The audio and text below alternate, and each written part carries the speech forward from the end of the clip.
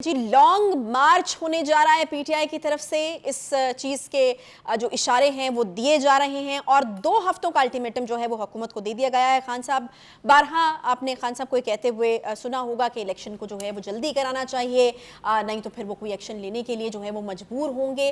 بار بار آ کر یہ خان صاحب کی طرف سے کہا جاتا رہا ہے, لیکن اب خان صاحب جو ہیں مجھے لگتا ہے ان کی بس ہو گئی ہے اور وہ کہہ رہے ہیں کہ 2 ہفتے کا ٹائم ہے آپ کے پاس, اس میں الیکشن کرا لیجئے, نہیں تو پھر ہوگا جی لانگ مارچ. بخاری صاحب یہ لانگ مارچ جو ہے یہ اس دفعہ کتنی تیاری کے ساتھ ہونے جا رہا ہے؟ 2 ہفتے کا الٹیمیٹم ہے, کتنا سیریس لینا چاہیے خان صاحب کے اس الٹیمیٹم کو, اور کس قسم کی چڑھائی جو ہے وہ پی ٹی آئی کرنے والی ہے اس بار اسلام آباد کے اوپر؟ دیکھیے جی, پہلی بات تو یہ ہے کہ مجھے یہ الٹیمیٹم سمجھ نہیں آیا ان کا کہ یہ کون سا وقت انہوں نے چنا ہے یہ الٹیمیٹم دینے کا. میری تو توقع یہ تھی کہ وہ الٹیمیٹم دیں گے سیلاب میں جو لوگ متاثرین ہیں, جن کی اموات ہو رہی ہیں, جن کے پاس دوائیاں نہیں ہیں, جن کے پاس ڈاکٹر نہیں ہیں, جن کے پاس رہنے کے لیے چھت نہیں ہے, جن کے پاس خیمے نہیں ہیں, کہ یہ الٹیمیٹم کو اس کے حوالے سے دیں گے حکومت کو کہ بھائی میں اتنے دن دے رہا ہوں آپ کو ان سب کے مسائل حل کریں. انہوں نے الٹیمیٹم دیا ہے تو وہ اپنی مرضی کے انتخابات کرانے کے لیے, جس کا نتیجہ بھی ان کی مرضی کا نکلے. مجھے اس بات پر بھی بڑی حیرت ہے کہ وہ بات جو اقوام متحدہ کے سیکرٹری جنرل جب یہاں آئے تھے ان کو نظر آ گئی, وہ بات جو فرانس کے صدر میکرون کو نظر آ گئی, وہ بات جو بائیڈن کو نظر آ گئی, وہ بات جو انجلینا جولی یہاں آئی تھی اس کو سمجھ آ گئی کہ پاکستان میں تباہ کاریاں جو ہیں اس کی کوئی تاریخ میں اس کی مثال نہیں ملتی. وہ خان صاحب کو کیوں نہیں نظر آ رہی؟ مجھے تو بہت عجیب و غریب حیرت ہے اس بات پہ. ان کو کوئی تعلق نہیں ہے اس بات سے کہ پاکستان میں سیلاب کی کیا صورتحال ہے, پاکستان کو کیا چیلنجز درپیش ہیں, پاکستان کی معیشت کا کیا حال ہے. انہوں نے صرف الیکشن کھیلنا ہے, اور یہ الیکشن کھیل کے وہ کیا ثابت کرنا چاہتے ہیں وہ تو آنے والا وقت بتائے گا. جو میں اہم بات کرنا چاہتا ہوں وہ یہ ہے کہ جو پہلا ان کا لانگ مارچ تھا, جس کو انہوں نے انسانی سروں کا سمندر اور سونامی قرار دیا تھا, اس کا جو حال ہو گیا وہ ہوا تھا وہ ہماری آنکھوں کے سامنے ہے. ہمیں وہ اچھی طرح سے ایک سٹیپ اس کا یاد ہے. اگر آپ کو یاد ہو, میں نے ایک پروگرام میں پہلے بھی کہا تھا کہ اگر سپریم کورٹ ان کا راستہ کھولنے کا حکم نہ دیتی تو خان صاحب اپنی تمام تر قوت کے ساتھ, جو وہ کے پی کے کی پولیس کو لے کے ساتھ آئے تھے, جو آزاد کشمیر سے پولیس کے دستے آ رہے تھے, اس کے باوجود بھی وہ یعنی اٹک کا پل کراس نہیں کر سکتے تھے. یہ بالکل کوئی دو رائے نہیں اس کے بارے میں. اور ابھی بھی یہ یاد رکھیں کہ جو آپ کی پہلی کوشش ہوتی ہے وہی آپ کی بہترین ہوتی ہے. دوسری کوشش جب آپ اسی طرح کی کرتے ہیں تو جو مخالف سمت ہوتی ہے, یعنی جو حکومت ہے, اس نے بھی انتظامات اسی کے حساب سے کیے ہوتے ہیں. اور یہ آپ نے رانا ثناء اللہ کی گفتگو اچھی طرح سے سن لی ہوگی. وہ یہ کہہ رہے ہیں کہ آ جائیں جناب, میں منتظر ہوں آپ کا, اور اس دفعہ ہم آپ کا پہلے سے بہتر انتظام کریں گے. اور اگر آپ فضل الرحمان صاحب کا بیان سنیں, جس میں بخاری صاحب اب ایسی بات تو نہیں ہے نا, مطلب یہ تو بالکل وہ امیچور سی بات ہے کہ اگر آپ کی کوئی تیاری نہیں ہے پھر آپ اتنے بڑے بڑے اعلان کریں, سیاسی طور پہ اس کا آپ کو نقصان ہوتا ہے. پہلے بھی جب لانگ مارچ جس برے طریقے سے ایکسپوز ہوا, اس کا نقصان تو آپ کو سیاسی طور پہ ہوتا ہے کہ آپ کو تیاری نہیں تھی, کرٹیسزم ہوا تھا. ابھی کوئی تو تیاری ہوگی. اسد کیسر صاحب نے کہا ہے کہ اس بار تیاری ہے ہماری. دیکھیے ان کے پاس کوالٹیٹیو ڈفرنس یہ ہے کہ اس دفعہ پنجاب کی حکومت بھی ان کے پاس ہے. ان کے پاس کس حد تک ہے, وہ کس حد تک جائے گی, یہ تو خیر ابھی ہم وقت پر دیکھیں گے. تو وہاں سے تو کوئی رکاوٹ ان کو نہیں ملنے والی پنجاب سے نکلتے. میں عرض کروں, دیکھیے مثال کے طور پر رانا ثناء اللہ نے تمام صوبے جو ہیں وہاں سے پولیس فورس طلب کر لی ہے خان صاحب کے اس تھریٹ کے بعد, جو انہوں نے ہفتے کا دن بھی دیا ہوا ہے. اگر ہم نے غور سے ان کے بیانات سنے, وہ ہفتے کو ہم انشاءاللہ نکلیں گے وغیرہ وغیرہ. اگر صوبے نہیں بھیجتے ہیں, کے پی کے بھی نہیں بھیجتا اور پنجاب بھی نہیں بھیجتا, تو حکومت کے پاس بہت خوفناک آپشنز ہیں. آپ کو یہ پتہ ہونا چاہیے کہ اس انکار کے بعد وہاں پر گورنر راج لگانے سے کوئی دنیا کی طاقت وفاق کو نہیں روک سکتی. یہ تو کہہ دیا نا وزیر داخلہ نے. یہ انہوں نے کہا نہیں ہے, ہی مینز اٹ. آپ کو پتہ نہیں ہے رانا ثناء اللہ کتنے ڈٹرمنٹ آدمی کا نام ہے. انہوں نے ٹارگٹ کیا ہوا ہے اس کو, ہر شخص اس کو دھمکی دے رہا ہے. خان صاحب نے اس کو 2 دفعہ دھمکی دی ہے پچھلے 2 دنوں میں, اور کہہ رہے ہیں کہ یہ جو چھپتا پھرے گا اس کو جگہ نہیں ملے گی.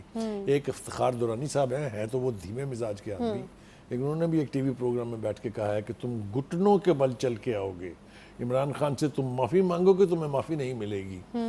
میں پھر یہ کہتا ہوں کہ کسی بھی صورت میں اسٹیٹ کو انڈرمائن نہیں کرنا چاہیے. اسٹیٹ کے ساتھ ٹکر دنیا کے جس ملک میں جس نے بھی لی ہے انہوں نے منہ کی کھائی ہے. State is a state. State کو یہ اختیار حاصل ہے کہ وہ اس کے کیپٹل پر قبضہ کرنے والی ہر قوت کو کرش کرے. لفظ کیا استعمال کیا میں نے؟ کرش کرے.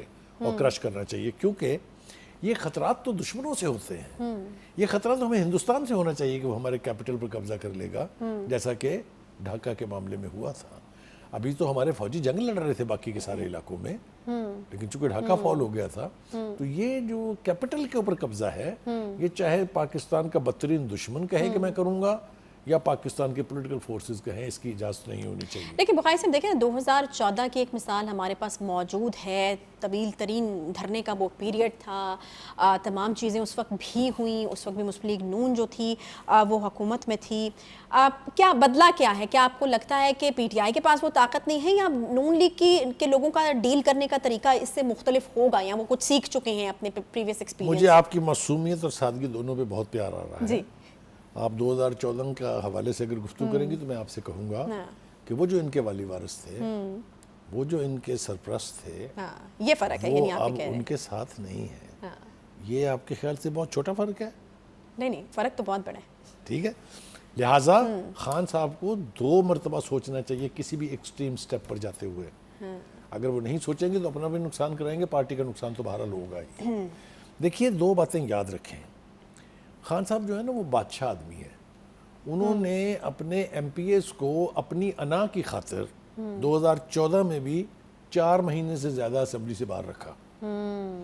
اس کے بعد وہ بغیر کسی شرم اور بغیر کسی حیا کے واپس گئے، اپنی ساری تنخواہیں بھی لیں، اپنی ساری مراحت بھی لیں اور چپ کر کے پھر بیٹھ گئے. نہیں تو ابھی بھی وہ اس مرتبہ مراحت اور تنخواہیں تو لے رہے ہیں ابھی بھی. میں وہیں آ رہا ہوں. اس مرتبہ بھی انہوں نے اپنی انا کی خاطر قاسم سوری کو یعنی استعمال کر کے 144 آدمی جو ہیں، 144 آدمی ان کو پارلیمنٹ سے باہر نکال دیا ہے استعفوں کی صورت میں.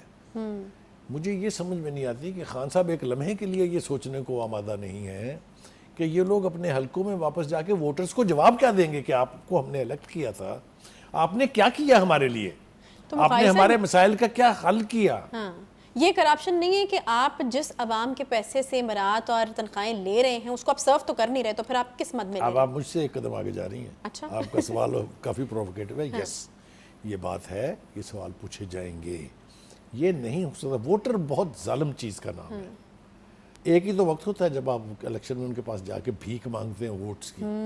جب آپ واپس جائیں گے تو لگ پتہ جائے گا اس دفعہ. یہ میں آپ کو بتا رہا ہوں. تو آپ کو لگتا ہے کہ ووٹ بینک کو بھی نقصان ہوگا؟ ایبسلیوٹلی ہوگا. کوئی 2 وجہ نہیں ہے. میں پھر آپ سے کہوں گا کہ جلسوں میں آنے والی لوگوں کی تعداد کو ووٹرز کے طور پر کبھی مت گنا کریں.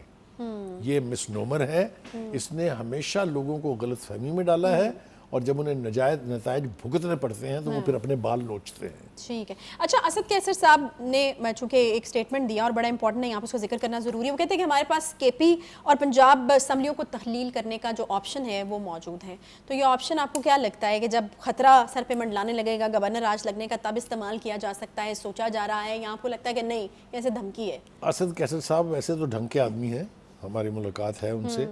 وہ جلدی جھوٹ بولنے پر آمادہ نہیں ہوتے. لیکن انہوں نے جھوٹ بولا ہے. یہ آپشن تو ان کے پاس کب سے ہے، پھر استعمال کیوں نہیں ہوا؟ خان صاحب اس کو استعمال کیوں نہیں کرتے؟ کیونکہ وہ طاقت جو ہے اپنے ہاتھ سے جانے نہیں دینا چاہتے. انہوں نے پنجاب اور کے پی کے پر اس لیے اپنا تسلط قائم کیا ہے کہ ان کا خیال ہے کہ جب میں جاؤں گا نیکسٹ مارچ کے لیے، جس کی دھمکی انہوں نے دی ہے، جس کا الٹیمیٹم انہوں نے دیا ہے، تو یہ سارے صوبے میری قوت بنیں گے. یہاں سے جو لوگ پچھلی دفعہ نہیں نکل سکے تھے، اس دفعہ جوک در جوک وہ ان کے لانگ مارچ میں شامل ہوں گے.